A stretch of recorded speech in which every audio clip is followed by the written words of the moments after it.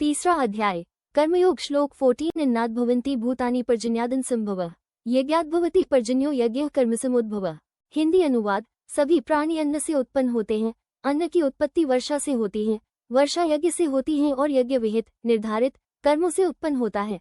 इस श्लोक में श्री कृष्ण सृष्टि के चक्र का वैज्ञानिक और आध्यात्मिक दृष्टि से वर्णन करते हैं। वे बताते हैं कि इस संसार के सभी जीवों का जीवन अन्न पर आधारित है। अन्न के बिना कोई भी प्राणी जीवित नहीं रह सकता। अन्न की उत्पत्ति वर्षा से होती है, क्योंकि वर्षा के बिना धरती पर अन्न पैदा नहीं हो सकता। वर्षा का होना यज्ञ पर निर्भर है। यहाँ यज्ञ का अर्थ केवल अग्निहोत्र या धार्मिक अनुष्ठान नहीं, बल्कि वह सभी निस्वार्थ कर्म हैं जो समाज, प्रकृति और ईश्वर के प्रति कर्तव्य भाव से किए जाते हैं। जब मनुष्य अपने कर्तव्यों का पालन करता है और यज्ञ भाव से कर्म करता है, तो प्रकृति संतुलित रहती है और देवता, प्राकृतिक शक्तियाँ प्रसन्न होकर वर्षा प्रदान करते हैं।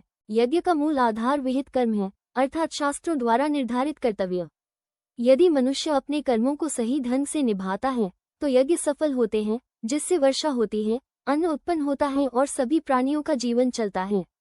इस प्रकार श्री कृष्ण समझाते हैं कि सृष्टि का संतुलन, समाज की समृद्धि और जीवन की निरंतरता हमारे निस्वार्थ कर्मों और यज्ञ भावना पर निर्भर है।